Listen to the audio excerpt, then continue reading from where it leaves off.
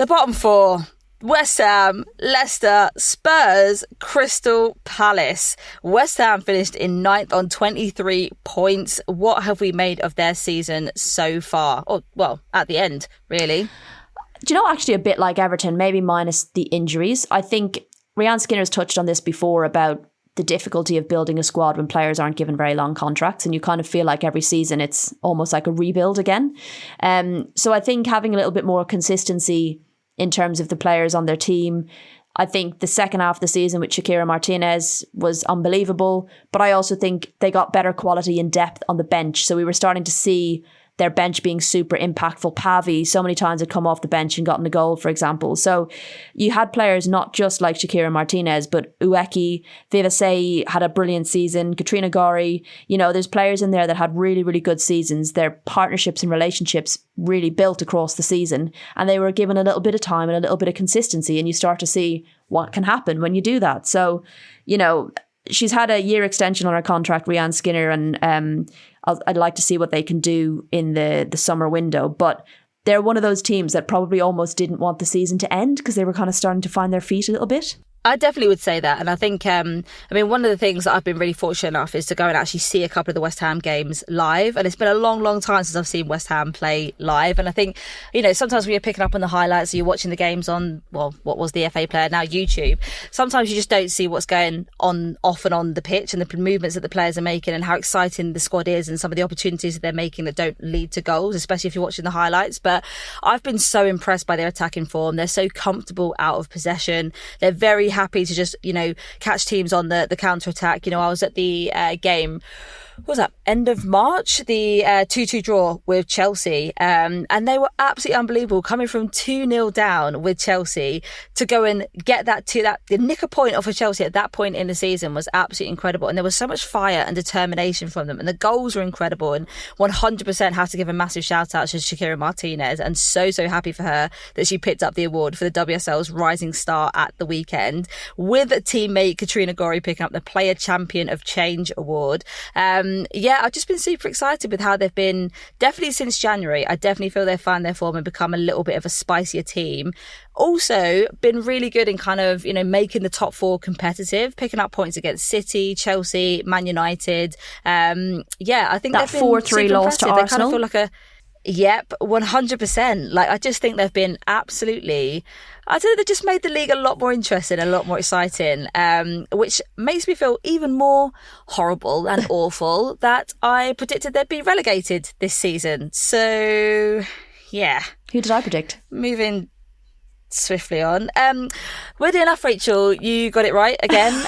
You predicted it would be Crystal Palace, and Crystal Palace it was. Awful to have to predict those things. Any thoughts on that, mate? They're so, I hate having to predict the relegation spot. It's just so like, it's just assuming someone's going to do badly. You just feel terrible. But I think, look, if teams like West Ham, Villa, Brighton, you know, can bring some of that energy at the beginning of next season, hit the ground running, it could just make for a very exciting, because look, yes, they've been nicking points here and there off the top four, which has been great, but actually where they've all fallen down is bloody against each other. And that's where, you know, in the past, it used to be they could get points off each other, but could never get points off the top four. Now they get the odd points off the top four and they can't bloody well beat each other. And it's like, they both need to happen if you're going to start closing that gap. But, you know, it could be really exciting if teams like that who are playing like that now could bring that same energy next season. I just think, like you say, it just makes that middle pack all that more interesting. Definitely. And I think we've also got to touch on now Leicester. They beat West Ham 4-2 on the final day. Just talking about how good West Ham have been, to then get beaten by Leicester on the final day, it kind of feels a little bit out of character for them, to be honest. But that meant that Leicester jumped above Tottenham to end the campaign in 10th on 20 points, a club record in the WSL. This was their 5th league win of the season, and all 5 wins have been at their home. Before the game against West Ham at the weekend, Amandine Mikel spoke of a fresh start next season. We obviously keep on seeing Leicester dwell in and around the bottom to middle bottom section of the WSL, we've never really seen them in a position where they've made kind of like consistent mid-table spot. We've definitely never seen them anywhere near a sort of Champions League discussion. And it kind of feels like now, after so much time spent in the WSL, they've got, they do have a good infrastructure. They've been at the King Power as their home stadium for pretty much one of the first teams to do that. But yet there's still no sense of excitement or ambition from Leicester. Like how do they get out of that rut? I think Brighton were a little bit like that at times, where they were like, we're investing in, off the pitch stuff, training facilities. We want to build our own stadium. And you're like, okay, that's really cool. But like, to actually make it interesting on the pitch, you've also got to invest on the pitch. And Leicester feel a little bit like that at times, where they're like, look at this amazing stuff we're doing. Like, our facilities are amazing. We're playing at the King Power. You're like, brilliant. Like, that's so good. But you also then need to be committing on the pitch as well. I think it's probably not a fair judgment of Amandine Mikel. I think, she said it every week nearly, but last week she kind of said all of the worst things that could happen happened to me in this season, like, kind of thing. She was like, she can really learn a lot from all the difficulties they've gone through. She spoke during the season where she'd be like, oh, if a player has 2 feet, they can go and they can try and score a goal. Like, that's literally where I'm at the moment, where I've got no strikers available and you're nearly considering putting one of the sub goalkeepers on as like as an outfield player nearly. So I do think they had to ride a lot of difficult times. And I was really intrigued about the West Ham game, purely because both of those teams don't often dominate possession in the matches that they're in, but have become quite efficient with not a lot of possession, if that makes sense. So actually, West Ham, I think, maybe edged it in terms of possession, both sides creating quite a few chances, which was made for quite an exciting and an interesting game. And they actually, I think Leicester did very, very well on the counter, and they were very good at splitting the West Ham defence, and more importantly, very good at putting the ball in the back of the bloody net, which is what they've struggled with for so much of the season. Well, I think it was just such a disappointing start for West Ham. I think, had they won that game, they would have ended on 26, which would have mean they'd ended the season on 6, which would have been 1 point above Aston Villa and Liverpool. I mean, that would have been quite the end for them. But unfortunately, it wasn't to be. But it looks like they're going the right direction. So 2025, 2026, let's see how they get on.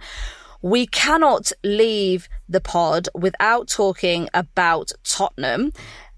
Obviously, the rumour mill is in full swing. Reportedly, they're going to consider sacking their manager, Robert Vilahamn, this season after a very disappointing campaign. Seeing them finish 11th, which I'm pretty sure is the worst they've ever done since joining the WSL. Senior assistant coach Vicky Jepson has already left the club to take up a role with the US women's youth teams.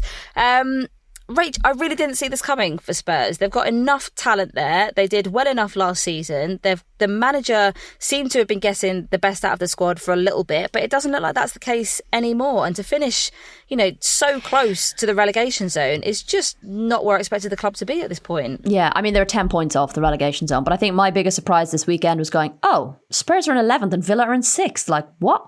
Yeah, that was quite a surprise. It's been a really difficult season for them. Classic case of overperforming last season, massively raising expectations, and then having a really shit season. So part of me hopes they give Robert a little bit more time, because we've seen this happen before. We've seen it with Everton. We've seen it with Villa, where we've seen it with Liverpool, maybe not to the same extent this season, but like, I would like to think they'd give him a bit more time and actually let him get some players in the window, because we've seen where the problems are. I think I've touched on them a number of times, trying to play a style that maybe you didn't have the players for, not being decisive enough with your number 9, not having a good enough backline, like a number of different things that need addressing. And if they're not addressed in the summer window, then I think, then you got to start looking at things. But there's also stuff that has to change off the pitch, like behind the scenes, which doesn't really get talked about. And when those kind of things have to get changed and improved, the impact of that then takes time, and it doesn't happen straight away in a season. So,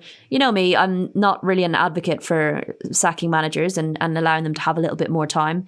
But I know they finished 11th, but the fact that there was only 8 points between 5th and 11th just shows you how congested that mid-table was. And a couple of weeks ago, Spurs could have finished 5th. Do you know what I mean? Like, that's how close it's all been. So that context, I think, is important. But yes, this will be a season they'd like to forget.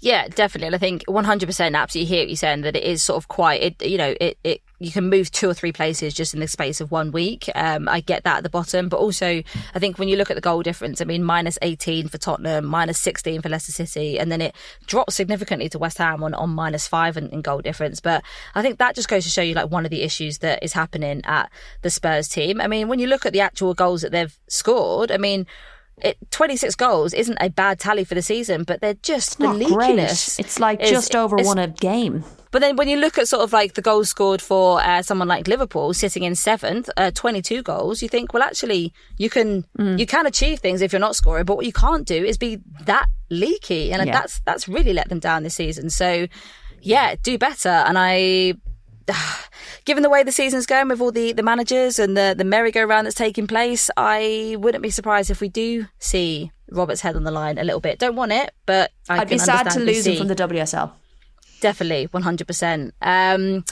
Right, let's talk a little bit about Palace. I know we touched on it a little bit last week when their relegation was confirmed with 2 games left to play. But big news over the weekend, manager Leif Smerud has left 10 weeks after taking over.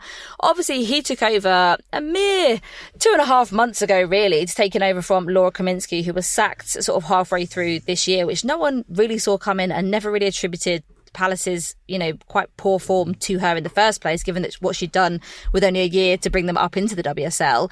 Smerud said, while we didn't get the outcome we hoped for, I'm proud of the work we've done together. I'm grateful to Steve Parish, who's the chairman, and the board for their trust and for the opportunity. Steve said, Leif joined us during a challenging period, and we're grateful for his contribution and the professionalism he has shown during his time at the club. We wish him every success in the future. Steve said that before driving away in his Ferrari. So what do we think about this, Rach? What did you think was going to happen? This is what I don't get. 10 weeks ago, what did you think bringing in Leif was going to do? And for him, what did he think? Like, was there an arrogance from both sides that were like, this is going to fix it? This will be grand. Bring him in, stay in the WSL, job done, easy peasy. Like, it's just the kind of expectations versus reality piece, I think, again, is lacking. And to, after 10 weeks, decide, no, you're not good enough. So whether he was sacked or whether he left, I don't know. But either decide after 10 weeks, he's not good enough, or to decide after 10 weeks, I don't actually want to coach a championship team. Sorry, WSL2 team. It's just like, I can't wrap my head around it. It's just one of those, like, what did you really think was genuinely going to happen? Turns out just sacking the manager doesn't fix all your problems. Whoa, that's a revolutionary statement. Listen, ask Man City. I just think that's the most bizarre thing. You didn't even, like, they were already pretty much relegated when he took over. What were you expecting him to do? I mean, I didn't agree with sacking Laura Kaminsky in the first place, but to bring in someone else, then only give him 10 weeks before we even get into a transfer window. Was he sacked? Did he walk? Like, what? Yeah, he could have been like, actually, I'm done with this. It's clear that the investment and what you want to do with the club isn't possible with the money that you're putting in. I'm done. Could have been.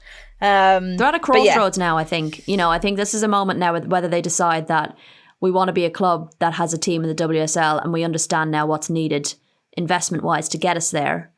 Or are they going to say, do you know what? Maybe we're just a championship club and that's what we are. And that would be really disappointing because those players, and this is the thing, as ever, you don't see the context behind the results. You don't see the context behind the performances they put in or the areas maybe of naivety that they were lacking that a little bit more experience would get them through, whether it's conceding just before halftime or conceding at the end of a game and injury time. Those little moments that require time, experience, and better game management.